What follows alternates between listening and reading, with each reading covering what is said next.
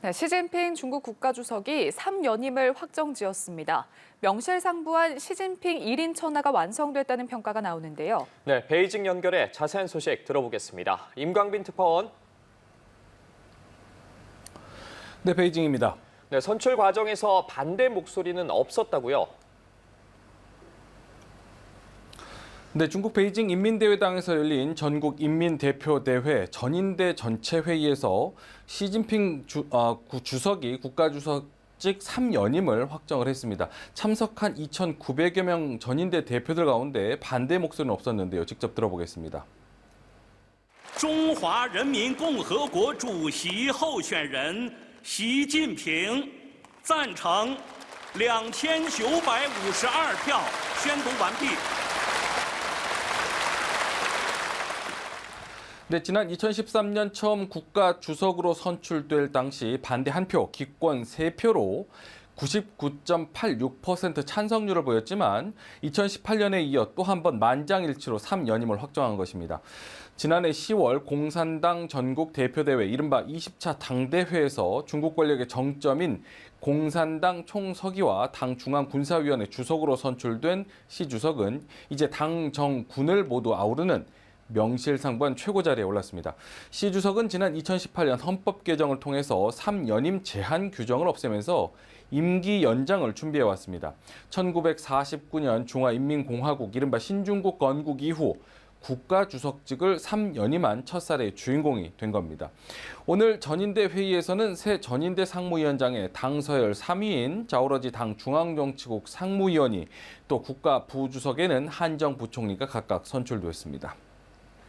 네, 반대 목소리 하나 없이 3연임에 성공하면서 시진핑 주석의 권위가 더 막강해질 거다 이런 전망이 나오는데요. 어떻습니까?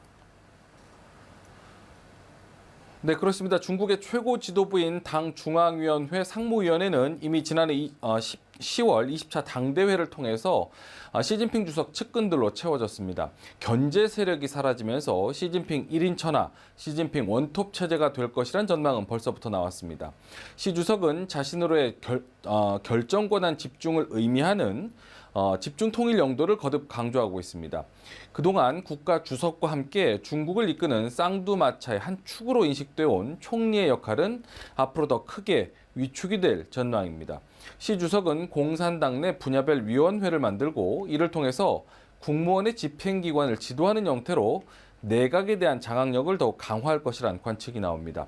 특히 지난 2003년 폐지됐던 금융공작위원회를 부활시켜서 경제정책을 주도할 것이란 예상 속에서 이번 전인대에서는 신설이 결정된 국무원 직속 국가금융감독관리총국은 이에 조응하는 집행기구의 역할을 하게 됩니다.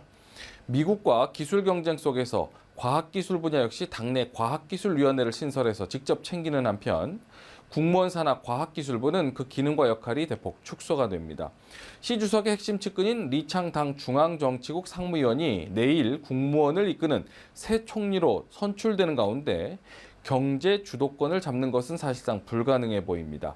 국무원은 중앙정부 정원도 5% 감축하기로 했는데 이는 중국 정부와 공기업 개편이 대대적으로 이루어진 1998년 이후 최대 규모입니다. 네, 전해주신 것처럼 시진핑 주석의 권한이 막강해졌다고는 하지만 이 눈앞에 놓인 과제도 적지 않아 보입니다. 어떤 점을 주목해 봐야 할까요? 네, 홍콩 일간 사우스차이나 모닝포스트는 향후 5년 시진핑 집권 3기는 시 주석과 중국의 중요한 시기가 될 것이라고 진단을 했습니다. 그러면서 올해 초점은 적대적이고 비우호적인 외부 환경에도 경제 엔진을 재가동하는 것이라는 중국 전문가의 말을 전했습니다. 중국 당국이 밝힌 올해 경제 성장률 목표치는 5% 안팎입니다. 전문가들은 경제 성장을 위해서 지난 3년간 중국의 코로나19 대응에 따른 정책 불확실성과 관련해서 민영 기업들이 느낀 우려를 해소하는 것이 무엇보다 중요하다고 지적했습니다.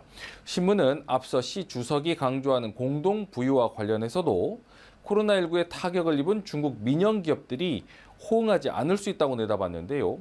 여전히 상황이 불확실하기 때문에 투자와 지출에서 보수적일 것이라고 내다본 한 기업가는 규제 당국의 단속과 막대한 돈을 기부하는 것을 봤지만 그 돈이 어떻게 사용되는지 알 길이 없다는 말도 덧붙였습니다. 네, 전해주신 경제만큼 또 중요한 문제가 대만 해협을 둘러싼 긴장감이 갈수록 고조되고 있다는 점 아니겠습니까? 국제 정세에 미칠 영향도 궁금한데요. 네, 차이잉원 대만 총통의 미국 방문이 기정사실화되면서 긴장 강도가 더 높아지는 것 같습니다. 차이 총통은 이달 말 중미 지역 우방 국가인 과테말라와 벨리즈 두 나라 순방을 떠날 예정입니다. 오고 가는 과정에서 미국을 경유할 것으로 보이는데요. 특히 귀국길에 미국 캘리포니아를 들러서 연설을 하고 이곳에서 케빈 메카시 미국 하원 의장과 회동할 것으로 예상이 되고 있습니다. 네드 프라이스 미국 국무부 대변인이 관련 일정을 사실상 확인해주면서 중국은 발끈했습니다. 중국 외교부 대변인이 결연한 반대 입장을 밝힌 상황에서 대만을 관할하는 중국 인민해방군 동부전구가 최근 동중국 해역에서 실시한 실탄 사격 훈련을 공개하면서 경고의 메시지를 전한 것입니다. 차이 총통은 미국 경유 일정을 두고 중국이 어느 정도 수준의 대응에 나설지 관심이 쏠리는 가운데 누구를 만나느냐에 따라서 대응 수위가 결정될 것이란 관측이 나오고 있습니다.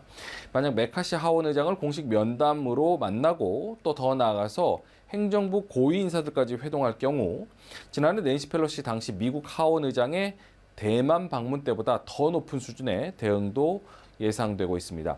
중국은 이미 대만 해협 중간선을 상시로 넘나드는 가운데 대응 수위를 더 높인다면 국제법상 영해 범위인 12해리, 약 22km 해역의 턱 밑까지 압박할 수 있다는 관측이 나옵니다. 지금까지 베이징에서 전해드렸습니다.